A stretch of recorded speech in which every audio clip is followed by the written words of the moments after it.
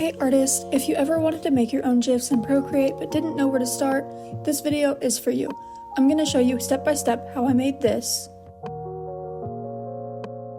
and also give you some tips and tricks on how to make more. So first things first, we need to turn on animation mode. You don't have to do this right at the beginning of your drawing, but it's the whole basis of the GIF.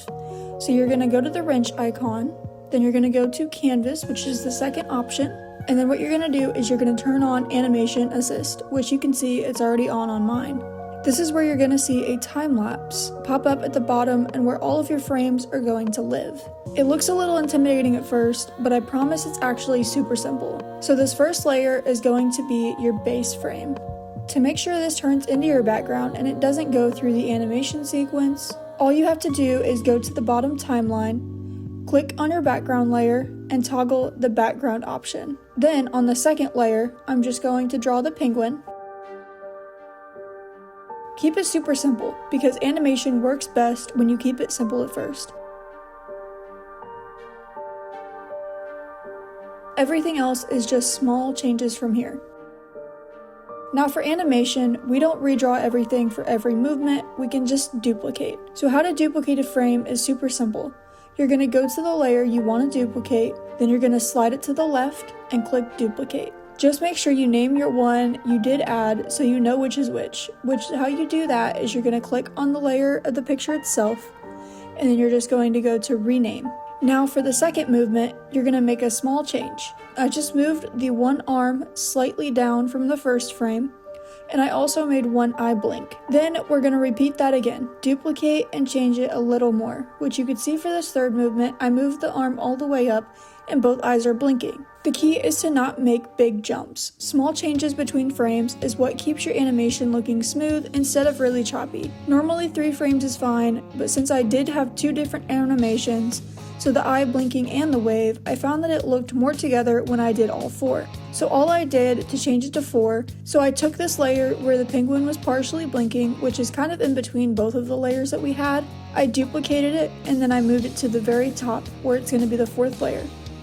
And then we're going to rename into movement 4. So this just makes it to where the 4th layer is going to be where the blinking is in both the middle of the 2 eyes and the complete blinking to the partial. That way it moves a little bit more together. Now that we have our drawing finished, I want to go more in depth to talking about the animation assist settings. So for example, if you turn on onion skinning, which is going to be also known as onion skin frames, and then there's opacity, and then there's colors. If you turn on the onion skin frames, which normally I just do it at max, you can actually see your previous frame faintly behind your current one. So this is mostly just for preference, but it can also help you line it up and make sure everything looks correct. This can be a really helpful feature if you're just starting out and want to make sure that everything lines up evenly.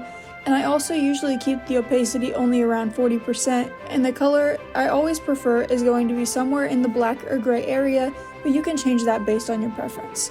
As for the very top part, you can see we have loop, ping pong, and one shot. So I normally like to go with loop. As you can see, it'll keep the animation going even if you go onto more than one time. Ping pong is going to take 1 frame from the first part to the last, which as you can see for something like this, it doesn't look too bad, and for some animations it could be good, but normally it can be a little janky. One shot is going to be where it just goes once and then it stops, as you can see here. It isn't consistently going like the other ones. For frames per second, that's all about what frames you put in, how fast you want to go, and what the animation is in general from where it looks best. As you can see, you can slow it down really far onto just 1 frame per second. You can also speed it up really quick to where you can barely even tell what is going on. Most of this just depends on how you want it to look. I normally say for waving animations, I usually stick it between 3 and maybe 10 at the absolute most. It's just wherever you like it and wherever you feel it feels smooth.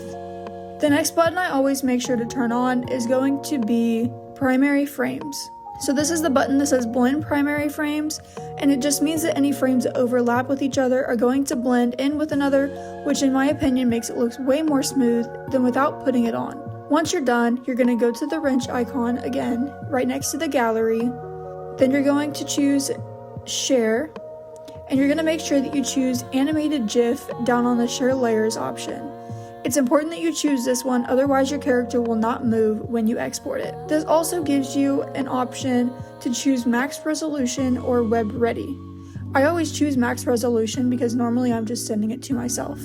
But you could choose your frames per second here. Again, you can change on dithering, which I normally do. And then ta-da! If you found this video helpful, be sure to like and subscribe for more art content, and I'll see you in the next video. Bye!